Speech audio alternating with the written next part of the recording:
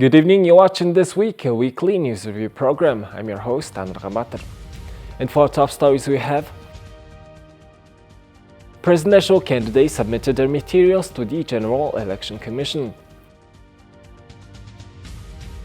Tavan Tolgoi coal concentrator construction to start by third quarter of 2021. Immunization in the provinces intensifies starting this week. And for other news, stay tuned.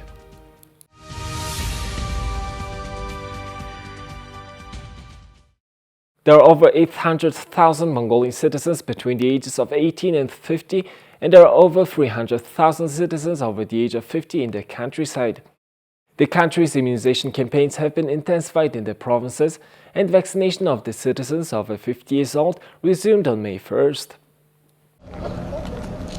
The government of Mongolia, along with the National Emergency Commission, plan to fully vaccinate all Mongolian citizens living and working in the provinces by July 2021 by carrying out immunization in phases. To carry out immunization in the provinces, 93,000 doses of vaccines have been delivered to 11 province health officials. Most importantly, due to the difficulties in the management of the vaccine cold chain, it will be efficient to collaborate on this with private entities. We strongly encourage the province residents to actively participate in the immunization campaign. We plan to have province residents to receive their first dose of vaccine by June 1st. If we can do that, it will be possible for people to receive their second dose of vaccine by July 1st. The government will work hard to not delay the import of the vaccines.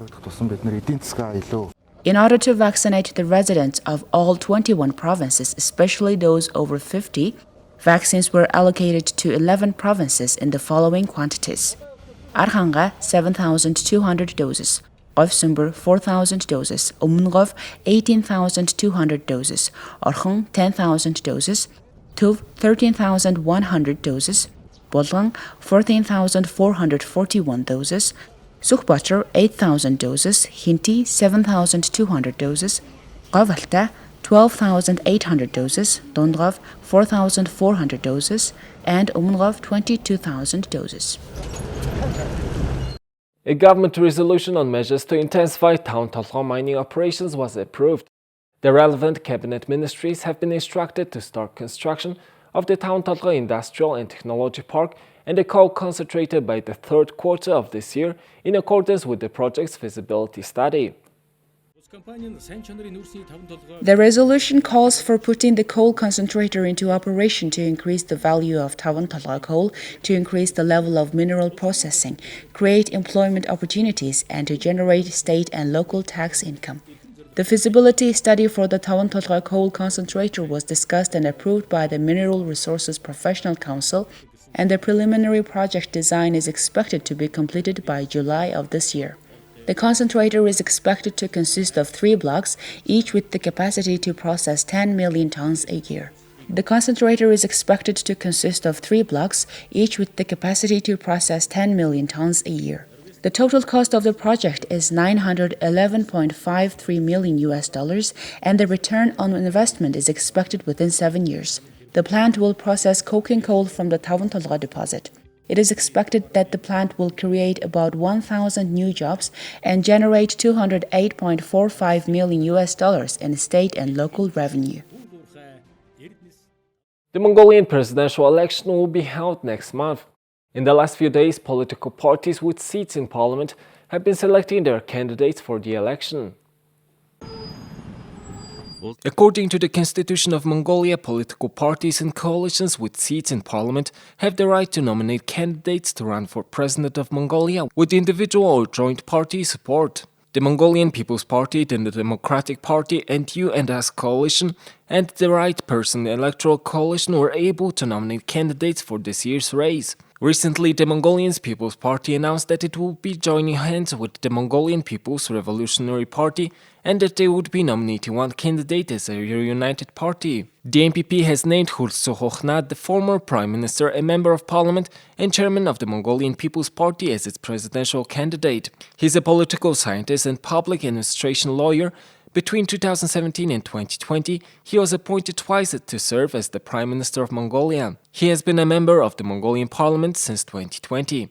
He submitted his resignation from the office of Prime Minister following protests of his government's handling of COVID-19 response measures and the actions of National Emergency Commission, as well as the treatment of people who had tested positive for COVID-19. The Democratic Party, one of the major political parties in Mongolia, is having internal struggles. Currently, the party is divided into two factions, each claiming its right to be called the Democratic Party.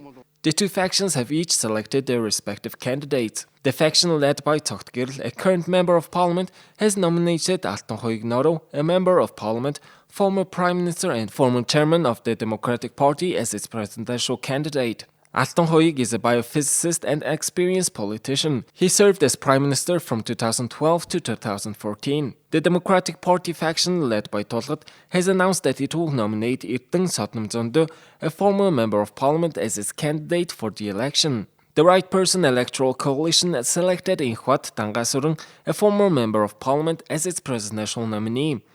He's a system engineer and was elected to serve in parliament in 2008. Candidates must submit their campaign platform to the National Audit Office for a review for its economic feasibility. Candidates are also required to submit their campaign platform to the General Election Commission from May 3rd through May 5th. The General Election Commission is required to decide whether to register the candidate within 3 days of submission of their campaign materials. Anticipation and questions surrounded the final selection of the DP's candidate of DP, as the General Election Commission will have to approve just one candidate from the divided DP factions. The faction led by Togtgirl claims that their candidate Tolgoi is the legitimate nominee, as party chairman Togtgirl and other members of his faction hold active seats in parliament. Mongolians will vote for the next president on June 9th. The cabinet of Mongolia convened on Wednesday and made several decisions. Details of the meeting are in the following report. It was decided that starting from May 8th, Saturday, the level of public preparedness will be reduced nationwide. However, the period of suspension of passenger traffic at the state border has been extended until May 31st, 2021. It is also decided to gradually open air traffic from the first half of June 2021 and to operate scheduled flights with countries that are immunizing their citizens and issuing vaccine passports. Tavan and Borsho ports will operate following the designated schedule and all kinds of freight transport will resume. In addition, the Irentau railway station will resume its operations from May 10th following the international freight train schedule. An agreement was reached with Russia and China on the mutual recognition of immunization certificates. The National Emergency Commission agreed to open the Atambolhyacht and Tamiot Iren ports in stages and to allow fully immunized citizens to cross the border. According to official data, the number of people who are getting COVID-19 vaccine shots have decreased in recent days. Therefore, the government of Mongolia has taken certain measures to intensify the immunization process. It was decided to distribute a bonus of 50,000 MNT to citizens who have been administered 2 shots of the COVID-19 vaccine. According to the Ministry of Finance, there are 47,000 adults in the capital city who benefit from food vouchers and are eligible for immunization. Sadly, 29,000 of these people haven't been inoculated yet with the first dose of a vaccine. There are also 211,000 people in Ulaanbaatar who receive various benefits.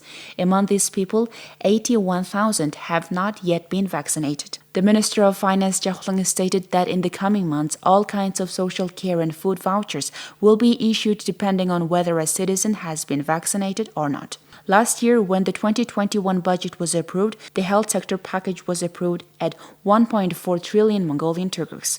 In other words, the sector is expected to receive about 120 billion Mongolian turks per month. However, by the end of May, it was only 220 billion. In other words, in the context of fiscal reform, there has been a slowdown in funding for the health sector. Therefore, by a joint order of the Minister of Finance and the Minister of Health, it was decided to complete the financing of the health sector. Doctors and medical staff working at immunization centers will be evaluated for their productivity and the salary will be issued accordingly.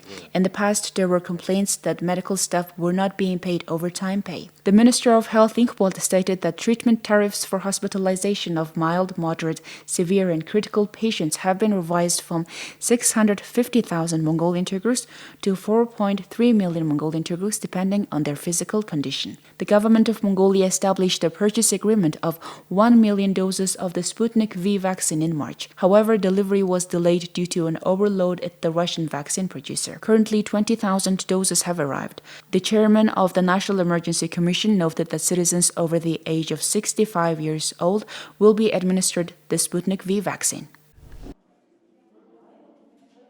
The Ulaanbaatar International Eco Art Festival was held last Saturday on May 1st to raise public awareness on the impacts of air pollution. The event is also meant to bring positive changes to the attitudes and behaviors through art to residents of Ulaanbaatar's Gate districts. The festival involved 30 artists and environmental experts from Mongolia, Germany, the Czech Republic, and France, as well as over 130 school children and university students in Ulaanbaatar. Mongolian artists created over 30 street artworks, paintings, and sculptures inside and outside of Olin Nor Park and along 6 meters of the street that connects Narantol, the second market, to the park. Additionally, 25 paintings and illustrations by school and university students are on display on the streets near Olin Nor Park. The festival is funded by the European Union National Institutes for Culture and organized by the EU delegation to Mongolia, the Embassy of the Czech Republic, Alliance Française de Ulaanbaatar, the Goethe Institute Mongolia, the Arts Council of Mongolia, and the Academy of Fine Arts of Mongolia. The festival is curated by Red Corner, a project initiated by 976 Art Gallery. High school students in Urkhanga province are improving their foreign language skills thanks to the 24 program initiated by a young local leader. Oyunhan is a business development manager in Urkhanga province. She mastered English on her own, and now she has initiated a project called 24, a program to help high school students learn English. A total of 30 students from Harkharung, Herkhandola, and Arwahir are taking part in the free 5-month program to improve their level of English and personal development skills.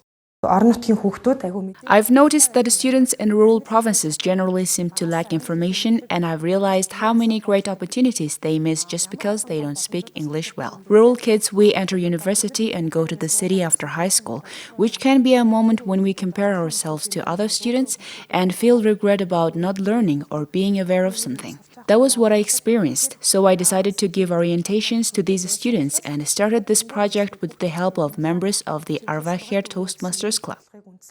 Oyunhan shared with us the detailed planning has been crucial to carrying out her project alongside her full-time job. Although it's been challenging, as her students are learning a lot, Oyunhan says she wants to keep investing in the younger generation. Even though the pandemic requires us to stay apart, we shouldn't forget to try to do something positive and benefit society, Oyunhan added. If you aspire to help others, I encourage you to take any action you can and start doing something about it.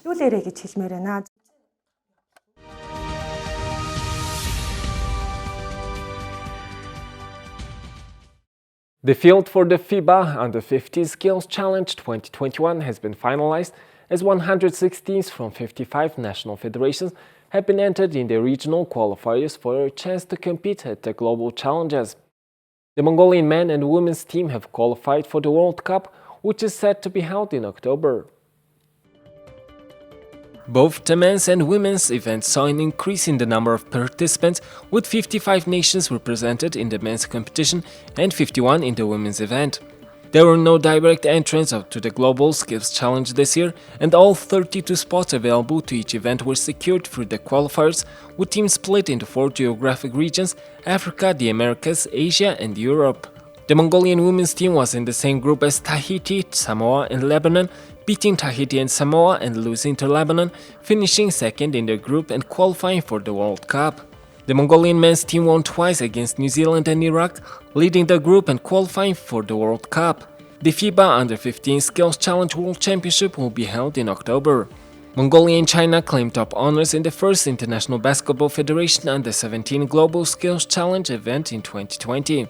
Mongolia was the only team to finish with a double-digit score after defeating Bulgaria 99-124 in the men's final, with Bodlirtın Gansotman being named the TISOT Most Valuable Player.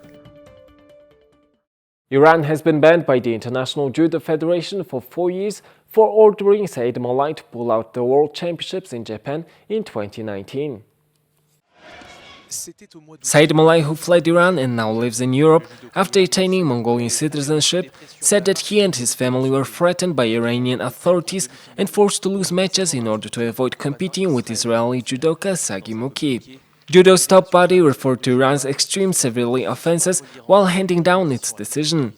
Iran has been hit with a 4-year ban on participating in international judo events by the sport's top body over Tehran's refusals to let its athletes face off against Israeli competitors. The case dates back to October 2019, when the International Judo Federation imposed a ban after Iranian judoka and former world champion Said Malai claimed he was forced to throw matches and withdraw from competition during the World Championship in Tokyo. Sagi Muki went on to win the 2019 World 81kg title, with the then Iranian judoka taking bronze without fighting him.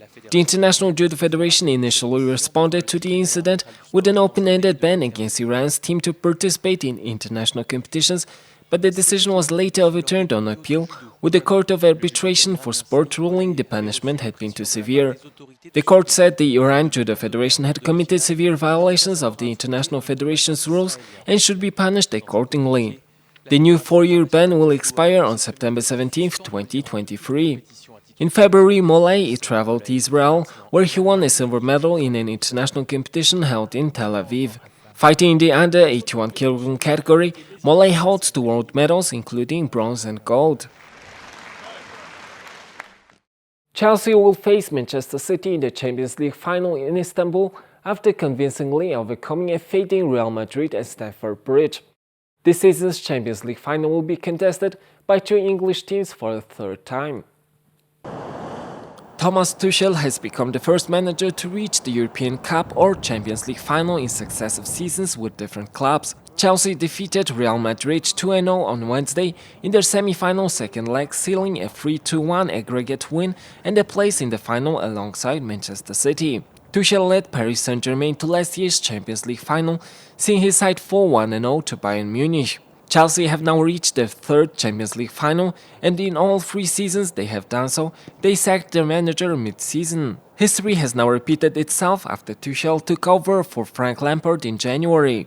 The German has led Chelsea to the FA Cup and Champions League finals and has the club on course for a top 4 finish in the Premier League as well. On the sideline, you always worry because you know that you play on the edge with Real Madrid, can always score a goal. But again, we managed to have a clean sheet, and it was again well deserved with a strong goalkeeper and guys who were really committed to defend. And we really wanted it badly, and that's the key. His side produced a superb performance against the 13 times champions, as goals from Timo Werner and Mason Mount gave them 2-0 win on the night and a 3-1 victory on aggregate. Chelsea will face Manchester City in the final in Istanbul on Saturday, May 29th, the second all-English final in 3 years.